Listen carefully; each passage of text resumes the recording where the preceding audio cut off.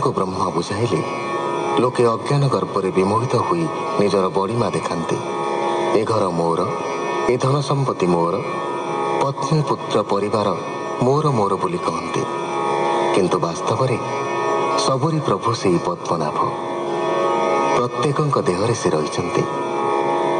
तांकरी ठारू मु जात हुई ए जगत सृष्टि करिछि।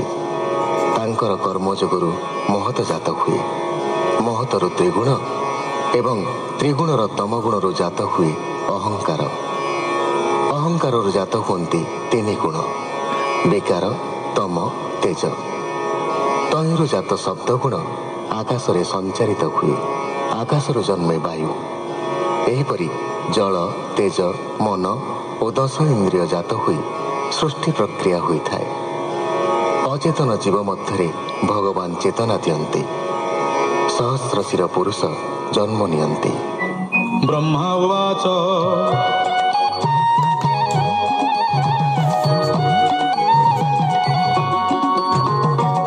सहस्रे शिर सहस्रभुज आनन अप्रमित तेज ताहार देह शून्य देखी लोकर स्थिति उपलक्षी द्विसप्त लोक तार अंगे कल्पित अध ऊर्ध्व भागे नारद आगे वेदवर जहाँ कहिले वेद सार सुजन जनक श्रवणे ब्राह्मण जगन्नाथ भणे।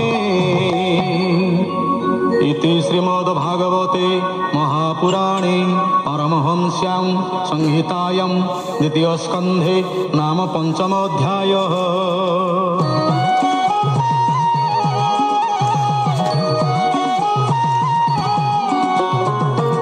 शृणु नारद महर्षि विराज रूपे ब्रह्मराशि ब्रह्मांड मध्ये प्रवेशिला जे अंगु जेवा प्रकाशिला ताहा कहिबा तोते भले इंद्रिय अर्थे इंद्री तुले।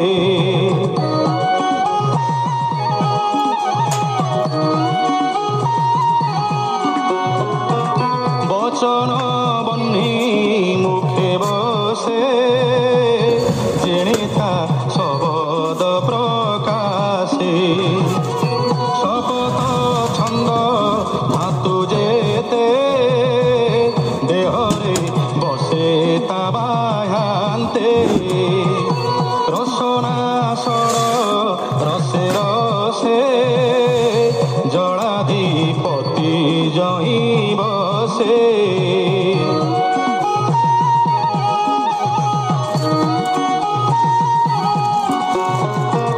से देव पितृ नरंकर अन्नर स्थान से आवर प्राण सहित 10 प्राण सुगंध दुर्गंध आघ्राण नासा विवरे आश्रय कले अश्विनी कुमारंक तुले। चक्षु इंद्रिय रूपथे सूर्य प्रकाश दृष्टि पथे शब्द अर्थे कर्ण बेनी दिग बसाई तीर्थ घेनी से देव देहे चर्म देशे स्पर्श पवन प्रकाशे चर्म उपरे रोम भेदी से वृक्ष जेणे यज्ञ साधी बासव आदि दिग पाड़े बसंती तार भुज मोड़े तार विक्रमे लोक तिनी भूलोक भुव स्वर्ग घेनी जे सर्व कुशल कारण सकल भय निवारण।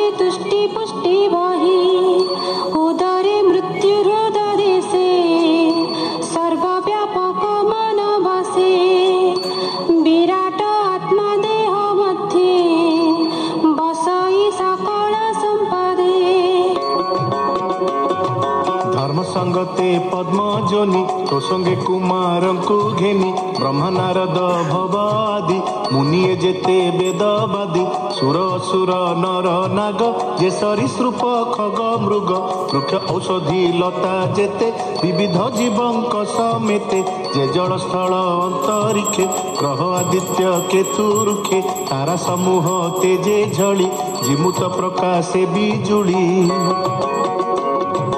ତାତ ନୁହେଁ ସର୍ବ କାରଣ ଭୂତ ଭବିଷ୍ୟ ବର୍ତ୍ତମାନ ଏ ରୂପେ ଏ ବିଶ୍ୱ ସଂସାର ପ୍ରକାଶେ ଯାହାର ଶରୀର ବିତଷ୍ଟି ମାତ୍ର ମଧ୍ୟରେ ରହେ ଏକ ଅନେକ ଜନ୍ତୁ ଦେହେ ଭିତରେ ରହେ ପ୍ରାଣ ତେଜେ ପ୍ରକାଶେ ଅନ୍ତର ବାହିଜେ ଅବ୍ୟୟ ଅମୃତ ଈଶ୍ୱର ଜନ୍ମ ମରଣ ଆର ପାର ତାହାର ଏମନ୍ତ ମହିମା ଏଣୁ ଦୁଷ୍ଟର ଗୁଣ ସୀମା যে প্রজাশ্রমে ধর্ম চিন্তি ত্রিলোকে ভ্রমে গতাগতি যে আন আশ্রমের মন্ত্রী ত্রৈলোক্য বাহে তাঙ্ক স্থিতি জীবর এই বেনি গতি বিদ্যা অবিদ্যা ভাবে হতি যে শ্রুতি মার্গেণ উত্তরে দক্ষিণে পুরুষ সঞ্চরে ভোগাপ বর্গর সাধন জীবর এ বিনিয়ন যাহার অংশ মায়াময় ভূত ইন্দ্রিয় গুণাশ্রয় বিরাট রূপে জাত হুয়ে কিরণ চিহ্নে সূর্য দেহে যাহার নাভি পদ্ম জাত মু ব্রহ্ম ব্রহ্মাণ্ডর নাথ যজ্ঞ সম্ভার ন জানই যাবত তার দেহে থাই তার শরীরে যজ্ঞ বিধি আগম নিগম প্রসিদ্ধি যেতে পাত্রে যজ্ঞ করি মন্ত্র ঔষধি আদি করি স্নেহ রস যে লৌহ আদি মৃত্তিকা জল যে সম্পাদি রুক যজুজে সামতিনি চতুর হত্র কর্ম ঘেনি যে গতি যজ্ঞ যে বামতি যে সমর্পণ প্রায় স্থিতি যজ্ঞ সম্ভার তা শরীরে লভিলি জল উপকারে তার বিভূতি তার অঙ্গে যজ্ঞ আরাধি হবির ভাগে বুঝিলি পুরুষ পুরাণ তেণু মু সংসার কারণ সকল যজ্ঞ ভাগে চিন্তি মো অন্তে নব প্রজাপতি।